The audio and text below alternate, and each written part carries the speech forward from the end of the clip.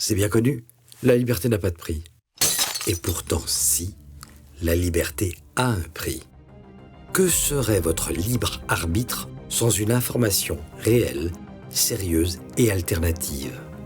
Votre liberté, c'est, entre autres, nos 375 heures d'émission pour les prochains mois. Pour ce faire, nous n'avons pas encore atteint notre objectif.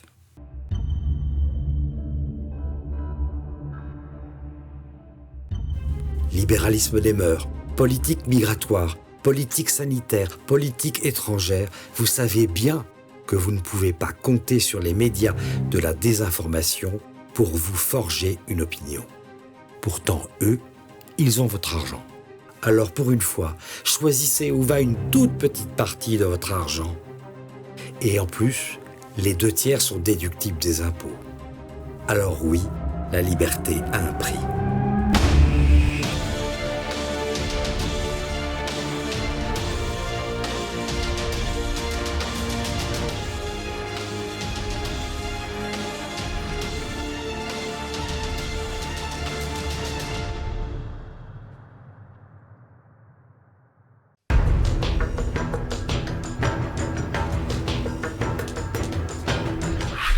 Et pour le Zoom du jour, j'ai le plaisir de recevoir avec moi Anne Coffinier. Bonjour madame. Bonjour.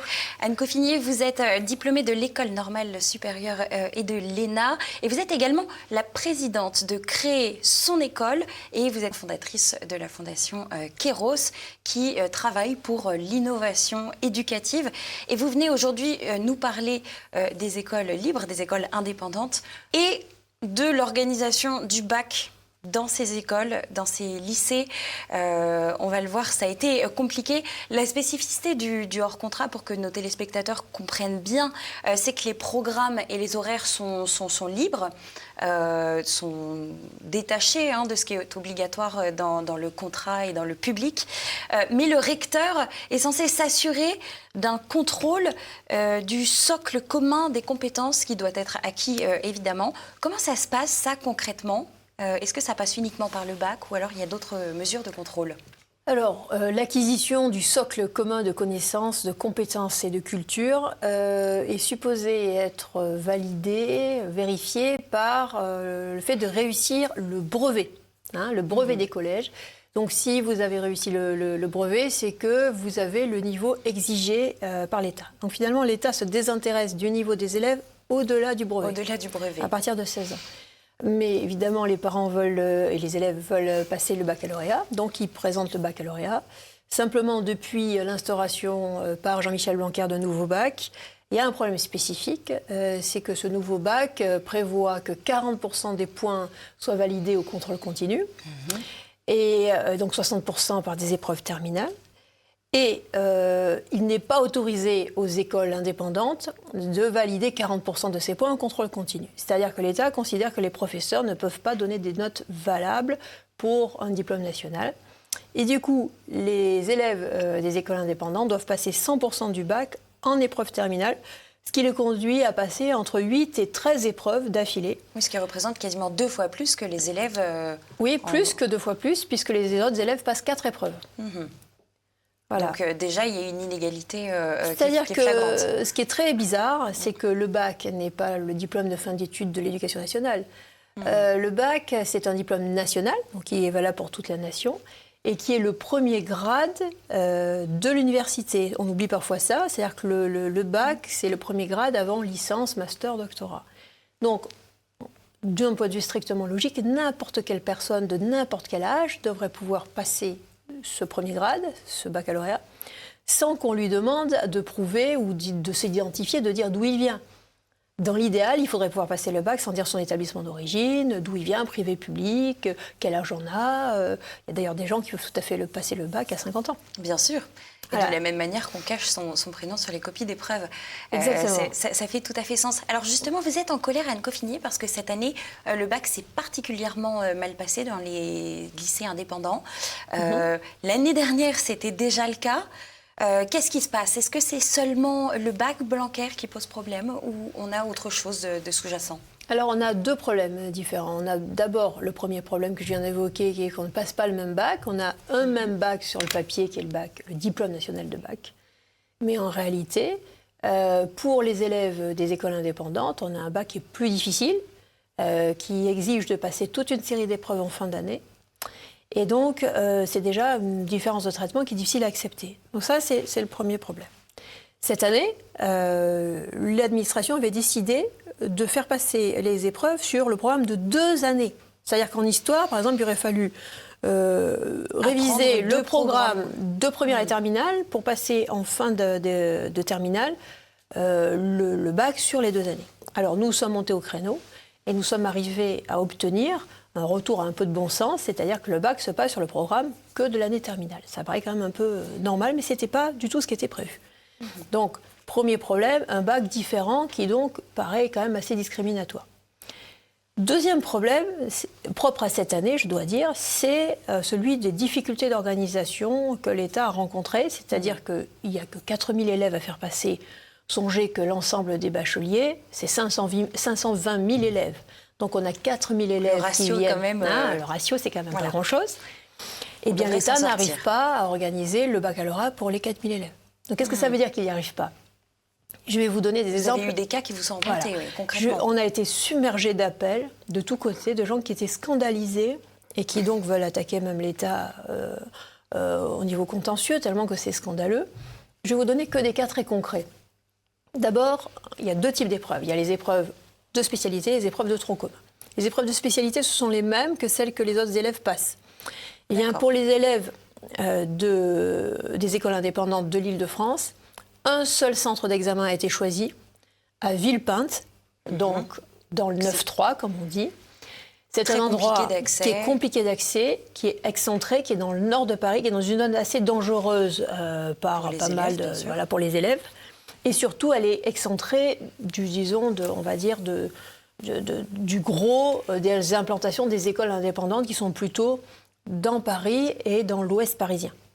Donc, certains élèves ont été conduits à prendre un hôtel. Déjà, en termes de discrimination, il y a ceux qui sont levés à 5 h du matin, il y a ceux qui sont levés à 4 h du matin, il y a ceux qui ont dormi sur place, il y a ceux qui ont dormi dans leur voiture. Est-ce que c'est normal ? Ça, c'est juste pour les épreuves de spécialité. On parle bien d'égalité devant un diplôme national. On parle bien d'égalité des citoyens. Je pense qu'on en est très très loin. Et de respect de base aussi à l'égard de jeunes qui rentrent dans la vie. L'autre point, et c'est un point de dysfonctionnement pur et dur au sujet des épreuves de ce qu'on appelle de tronc commun. Donc pour ces épreuves-là, c'est pas très compliqué. Il y a eu un dysfonctionnement d'organisation assez sidérant. C'est-à-dire que la plupart des centres d'examen ne savaient pas qu'ils étaient centres d'examen. Les examinateurs n'avaient pas reçu leur convocation. Lorsqu'ils avaient reçu leur convocation, ils ne savaient pas comment se passait l'épreuve concernée. Donc ils ne respectaient ni les modalités de préparation, ni les questions, ni le déroulé. Ils n'avaient pas conscience ni des textes, ni des programmes, ni de quoi que ce soit. Pour les élèves qui étaient par exemple en option théâtre, normalement ils doivent le passer dans un petit théâtre. Et l'établissement a été choisi pour soi. Mais en fait, ils passaient ça dans une classe normale. Et ils devaient se préparer, se déshabiller pour se mettre en tenue de théâtre dans le couloir ou dans les placards à balai. C'est sympathique, toujours. Ensuite, il y a eu énormément de cas de dénigrement. Ah, c'est vous, l'école des riches. D'accord. Voilà, des choses comme ça qui sont évidemment tout à fait illégales. Ou bien, vous savez, on n'est pas méchant, mais on n'a pas demandé à être là, ça c'est sûr. Ou alors, cas qui m'a été signalé hier. Une élève arrive et puis elle se rend compte qu'il y a toute une classe dans la salle où elle doit composer. Et le professeur dit « Ah bah oui, j'étais pas sûre que tu viennes, donc j'ai pas annulé mon cours. Mais mets-toi au fond de la classe pour préparer. » Donc le professeur avait cours avec ses élèves normaux. L'élève qui venait passer son bac a dû se retrouver non pas à préparer son bac dans une salle en silence, mais au fond d'une classe qui n'avait rien à voir. Et ensuite, le professeur lui a fait passer le bac comme ça sur un coin de bureau, au milieu des élèves qui rentraient, qui sortaient, etc. Donc on a là un dysfonctionnement majeur. Alors la question qui se pose, c'est est-ce que c'est volontaire ou est-ce que c'est lié à une incurie particulière de l'État ? Bon, c'est pas à moi à trancher. Mais ce qui est certain, c'est que le niveau d'attention qui a été porté par les services, et notamment le SIEC qui organise les examens, était très bas. C'est pas possible d'arriver à un tel degré de nullité dans l'organisation des épreuves si on considère que c'est assez important. C'est quand même le baccalauréat de ces enfants. Ça paraît assez fou. C'est pour ça que dans notre association Créer son école, nous avons demandé qu'une commission d'enquête soit mise en place pour faire toute la lumière sur cette affaire, parce que ça paraît insultant pour ces jeunes, mais même insultant pour la République. Vous voyez, ces jeunes des écoles indépendantes et qui font l'école à la maison aussi, ils ont été pointés du doigt pendant toute l'année dernière, au moment du débat sur la loi sur le séparatisme. On disait ces écoles... Est-ce qu'elles respectent vraiment les valeurs de la République, etc. Est-ce qu'elles ne font pas le lit du communautarisme? Est-ce qu'elles n'organisent pas une forme de séparatisme scolaire? Est-ce que les gens ils sont vraiment républicains? Est-ce qu'on ne prépare pas quelque part des espèces de lieux de résilience aux valeurs, aux institutions, au vivre ensemble, etc. Donc c'était cette espèce de suspicion qui d'ailleurs n'était jamais étayée par des preuves, il faut bien le remarquer, cette idée qu'il y aurait particulièrement des sortes de problèmes politiques ou de problèmes comportementaux ou de troubles potentiels à l'ordre public dans ces écoles. Au vu de ces troubles que vous relevez, parce que moi, en me promenant sur des témoignages de parents également qui avaient leurs enfants en hors contrat, il a été remonté carrément qu'il y avait des élèves qui avaient le droit de bénéficier à des tiers-temps parce qu'ils sont porteurs de handicap ou dyslexiques. Enfin voilà, il y a plein de cas qui peuvent arriver comme ça et qui nous permettent de bénéficier d'un tiers-temps. Quelles sont-elles, ces valeurs de la République? Parce que pour retirer le tiers-temps d'un élève qui en a besoin, quelles sont-elles? Alors, il faut peut-être expliquer un petit peu aux téléspectateurs comment ça fonctionne. C'est-à-dire que certains élèves ont un handicap, ils peuvent être dyslexiques, ils peuvent avoir des troubles visuels, ils peuvent être autistes. Bon, il y a toutes sortes de handicaps possibles. Et donc, les élèves vont voir des médecins spécialisés et qui ensuite font une sorte de rapport, et ce rapport donne lieu à une décision de la MDPH, je crois, et cette décision est prise en compte par le médecin de l'académie qui prend une décision et qui dit si oui ou non on a droit à avoir une épreuve en plus de temps ou avec telle ou telle aide, ou avec une police particulière d'écriture, ou avec un ordinateur. Bon, il y a des adaptations pour compenser le handicap. Et souvent, c'est du temps supplémentaire, notamment pour des personnes qui ont des difficultés de lecture ou pour les dyslexiques. Eh bien là, la plupart des informations relatives au tiers-temps ne sont pas arrivées aux examinateurs, ce qui veut dire que les élèves n'ont pas pu bénéficier du tiers-temps. Pourtant, il me semble qu'on a un papier lorsqu'on a un tiers-temps. Oui, mais ils se sont retrouvés face à des adultes ça n'a pas été reconnu, ils ont dit qu'ils n'ont pas été prévenus et donc ils n'ont pas pu bénéficier du tiers-temps. Donc ça, normalement, ça invalide les épreuves. Mais voilà. Après, il y a eu aussi, tout bêtement, en dehors de la question des personnes qui sont porteurs de handicap, il y a eu des gens qui ont, par exemple, refusé l'usage du dictionnaire latin-grec ou latin-français ou grec-français en disant « mais non, c'est pas prévu », alors que c'était prévu dans le déroulé des épreuves. Voilà. Donc, en fait, les épreuves n'ont pas été faites selon les modalités prévues. Et tout ça, pourquoi? Parce que finalement, il n'y a pas d'attention qui a été donnée à ces enfants. Et ce sur quoi je voulais revenir, c'est que on a pointé du doigt ces gens en disant, quand même, est-ce que ça ne correspond pas à un problème par rapport à la République ou une menace pour la République? On ne voit pas tellement ce que c'est comme menace que de vouloir faire du latin et du grec et choisir des écoles hors contrat pour en faire plus, ou de faire une école plus... à la méthode globale, ou voilà, ce genre de choses. Ou parce qu'on veut suivre la méthode Montessori, ou parce qu'on fait de la musique à haut niveau, ou bien il y a 1000 raisons, en fait, de choisir une école qui sont conformes à la liberté des gens. Mais donc, par rapport à ça, on se retrouve pour la première fois confronté à des institutions qui vont, d'une certaine manière, représenter la République. Et ces institutions renvoient du mépris, d'une absence totale de prise en considération, des discriminations flagrantes. C'est donc un choc très profond. Et je ne suis pas sûre que cette génération ainsi stigmatisée va apprendre, à travers cette expérience du bac, à aimer encore plus le pays, la République française, etc. Je pense qu'elle va être dans un sentiment de rejet, un sentiment d'injustice. Et ça va leur faire une sorte d'éducation particulière. Je ne dis pas que ça va en faire des graines d'anarchisme, mais c'est peut-être un petit peu ça. C'est-à-dire, c'est les gens qui vont se dire, mais quel est donc cet État qui traite si différemment des jeunes qui ne sont pas responsables d'ailleurs souvent du choix d'être dans telle ou telle école. Bien sûr, oui, on fait comme c'est souvent le choix comme les parents ont choisi. À cet âge-là. Et qui vont se retrouver stigmatisés. Voilà. Donc c'est quelque chose qui paraît extrêmement important.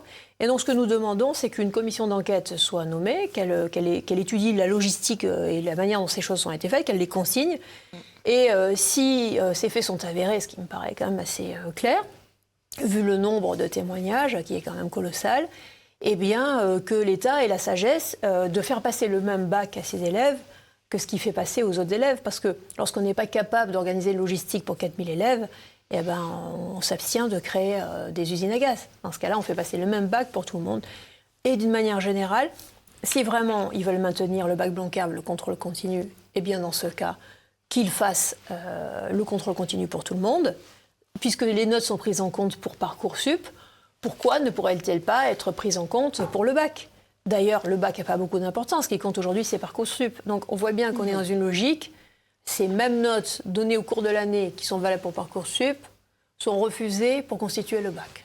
Diplôme qui ne sert plus à rien ou à peu près, si ce n'est à valider les choix faits sur Parcoursup par le fait d'avoir le bac. Voilà, donc on est dans une aberration totale et notre choix préférentiel, c'est d'en finir avec le contrôle continu. Et si vous voulez, je pourrais vous expliquer pourquoi, parce que là, ça a donné lieu aussi à énormément de dégradation de ce qu'est le bac. Et de discrimination, et d'écart de niveau aussi, selon les écoles dans lesquelles on se trouve. Ça paraît assez évident. Oui. Moi, je me demande si toute cette situation n'est pas un peu paradoxale quand on sait que Emmanuel Macron voudrait redonner plus d'autonomie et d'indépendance aux écoles. Finalement, est-ce que c'est pas fouetter le bas pour faire la même chose ensuite à côté dans les écoles républicaines ? Alors là, c'est différents sujets, c'est-à-dire qu'il y a la question de la liberté des moyens et la comptabilité des résultats. Ce que nous réclamons depuis très longtemps à l'association Création École, c'est que nous soyons libres de nos moyens, de nos programmes, même à la limite de nos étapes de progression pour aller du point A au point B, mais qu'il y ait des diplômes, qu'il y ait des tests nationaux qui soient les mêmes pour tout le monde. Ainsi, les établissements qui auraient des bons résultats auraient la liberté de persévérer. Et les établissements qui auraient de mauvais résultats au test ou au diplôme, eh bien, devraient rendre des comptes, voire fermer. Ça paraîtrait respectueux des libertés et responsable pour les enfants. Alors, c'est pas ce qui se passe. Ce qui se passe, c'est qu'il y a énormément de pression sur les manières de faire, sur les programmes, sur les pédagogies. Et l'inspection joue un rôle assez déplaisant dans tout cela. Et à côté de cela, il n'y a jamais aucune responsabilité qui est tirée du mauvais niveau atteint par les élèves ou du mauvais niveau d'un établissement en tant que tel. Avec l'association Créer son école, oui. D'ailleurs, il me semble que vous avez joué un rôle assez majeur dans la formation également des inspecteurs. Est-ce que vous pouvez nous en dire plus là-dessus ? Ce dont on s'est rendu compte, c'est que beaucoup d'inspecteurs de l'éducation nationale ne savaient pas très bien comment fonctionnait une école indépendante et finalement, qu'est-ce qu'on pouvait inspecter et pas inspecter. Et ils avaient tendance à vouloir trouver dans les écoles indépendantes ceux qui sont supposés trouver dans une école publique. Or, nous n'avons pas les mêmes programmes, pas les mêmes horaires, pas les mêmes types de professeurs, pas les mêmes ambitions, parfois pas les mêmes matières. Donc, il n'y a pas de raison de se laisser complètement aligner. Et inversement, dans les écoles indépendantes, il y avait une grande peur des inspections. Donc, nous nous sommes dit que c'était intéressant de préparer à ces inspections les établissements. Et dans l'association Créer son école, nous faisons des préparations, des formations, des visites sur place pour aider les écoles à se préparer à ces inspections, pour les passer de manière sereine. Et aussi, nous interagissons beaucoup avec l'inspection académique et les rectorats pour défendre le droit à l'originalité pédagogique, le droit à la spécificité pédagogique, au caractère propre, si on peut dire, à des écoles indépendantes. Donc c'est une espèce de double mouvement pour expliquer, pour défendre, et puis pour mettre un peu du liant dans tout ça, pour que les écoles indépendantes puissent être qui elles sont. Et qu'en est-il justement de Parcoursup ? On avait commencé à aborder la question. Comment vont s'en sortir les élèves sur Parcoursup après un bac qui a été plutôt désastreux selon les cas qui ont été recensés ? Ça change rien parce que les choix de Parcoursup se font avant le bac. Donc la seule chose qu'il faut, c'est valider le bac. Je doute que ces élèves n'arrivent pas à avoir le bac. Donc le bac, ce ne sera pas un problème. Maintenant, c'est un problème pour d'abord passer une expérience désastreuse d'une des premières institutions républicaines, qui est le bac. Donc ça, c'est politiquement très mauvais. Ça ne peut que susciter une espèce de défiance et de perplexité des jeunes citoyens à l'égard de l'État, ce qui est pas encouragé. Et la deuxième chose aussi, c'est que finalement, dans tout ce processus de Parcoursup, on a finalement une grande illisibilité, un grand manque de transparence, et personne ne sait très bien comment ça fonctionne. Alors cette année, on m'a parlé plutôt de problèmes avec des établissements privés sous contrat, qui auraient été parfois blacklistés de processus de recrutement sur Parcoursup. Je n'ai pas entendu qu'il y ait de problème particulier pour les établissements privés hors contrat. Moi, je suis bien persuadée que plus le bac se dégrade, plus c'est un atout de le passer dans le privé indépendant, puisque nous savons que les élèves vont travailler jusqu'au bout de l'année, alors que dans les autres établissements, ils s'arrêtent très tôt de travailler, puisque les notes sont plus prises en compte, et que donc ça ne compte plus, ni pour Parcoursup, ni pour le bac. C'est pour ça qu'à force de l'État de vouloir compliquer la vie des écoles indépendantes, en réalité, il la facilite. Aussi paradoxal que ça puisse paraître, puisque les recruteurs cherchent des élèves qui travaillent vraiment et qui ne travaillent pas juste pour l'examen continu du moment. Il y a un autre sujet aussi qui est très, très important, dont on ne parle peut-être pas assez, c'est l'ampleur incroyable qu'a pris la triche. Je ne sais pas si vous êtes au fait de ce sujet, c'est un sujet qui me vaudrait presque une émission à part entière. Ouais. Il faut bien voir, par exemple, le grand oral qui a été mis en place par Jean-Michel Blanquer. Donc c'est un oral de 10 minutes sur un thème librement choisi par l'élève et le topo est préparé à l'avance. Eh bien, il faut savoir que les grands oraux s'achètent sur Internet. Il y a des gens qui revendent leur sujet et le traitement du grand oral. Il y a un marché du grand oral. De la même manière qu'il y a des gens qui paient des profs pour faire des devoirs qui vont ensuite rentrer dans le contrôle continu. Donc, ceci dit, ça en ferait presque de futurs bons politiques, puisqu'on leur prépare leurs fiches, ils n'ont plus qu'à réciter. Voilà, on peut peut-être dire ça comme ça. Toujours est-il que le système de notation et d'évaluation est entièrement dévoyé. Ensuite, le développement du contrôle continu est quelque chose de catastrophique, parce que les élèves font pression sur les professeurs, les parents font pression sur les professeurs en disant « Écoutez, vous savez très bien que si mon enfant a moins de temps, il ne pourra jamais être pris dans telle filière. Donc, vous voulez vraiment lui barrer sa possibilité d'avenir ? Non. Donc, en fait, ce n'est plus le niveau réel, c'est pas ce que l'enfant a appris, c'est la note qui va compter. Alors, pourquoi faudrait-il sanctionner l'enfant ? Donc, du coup, tout le monde a des notes faramineuses, du coup, les notes ne veulent plus rien dire. Et qu'est-ce qui se passe, finalement ? Eh bien, les recruteurs, que ce soit pour les filières d'exception, les filières un peu sélectives, ou dans l'emploi en tant que tel, ils n'y voient plus rien. Et quelles sont les choses qui vont coûter ? Ça va être les tests privés qu'il va falloir passer à côté. Et qui coûtent de l'argent. Et qui coûtent de l'argent. Sauf le test que nous avons lancé au niveau de la Fondation Kéros, enfin que nous avons appuyé, puisque c'est une association indépendante qui l'a créé, qui s'appelle un test Tessia. Il coûte 20 €, 5 € pour les boursiers, donc c'est quand même pas prohibitif. C'est accessible, effectivement. Et c'est un test de mathématiques qui permet de faire valoir son niveau indépendamment de son établissement. Puisqu'aujourd'hui, si vous voulez rentrer en maths sup, etc., personne ne peut voir votre vrai niveau. Et qu'est-ce qui se passe ? Du coup, les grands recruteurs, ils vont recruter dans les 10 écoles publiques et privées les plus connues. Et tous les élèves qui arrivent dans les écoles ne seront jamais recrutés. Et donc, c'est un recul, en réalité, de la méritocratie, c'est un recul de l'égalité des chances. Voilà, c'est pour ça qu'il faut vraiment en finir avec le contrôle continu. Et puis, cette idée de multiplication des tests, c'est un bon pis-aller en attendant éventuellement que le système se réforme intelligemment. Donc, les certificats de Cambridge, tous les tests qui existent, que ce soit le certificat Voltaire, que ce soit le test Tessia pour les mathématiques, tous ces tests-là permettent de pallier la dégradation absolue du niveau du baccalauréat. Donc, un dernier conseil, ce serait, parents, gardez les yeux bien ouverts et soyez attentifs à l'actualité qui touche vos enfants. Et même d'un point de vue de la formation du caractère, de la formation morale, ça veut dire que tous les systèmes reposent sur une triche généralisée, sur l'achat. Alors, on va acheter des devoirs qui vont... Donc, on achète le bac, en réalité. On a acheté son bac, on a acheté ça... c'est quand même un signal. Le simple fait de laisser faire ça, comme de laisser faire la triche en cours, vous savez qu'aujourd'hui la triche est devenue massive. Il y a à peu près 2/3 des élèves qui trichent lorsqu'ils font des devoirs sur table, qui comptent donc pour le contrôle continu. Les possibilités s'ouvrent en plus, j'allais dire, parce que maintenant avec les montres connectées, bien sûr, les calculettes de plus en plus intelligentes, etc. C'est ça. Vous pouvez déjà rentrer des cours entiers à mon époque. C'est ça. En les connectant sur un ordinateur. Donc j'imagine que c'est bien pire aujourd'hui.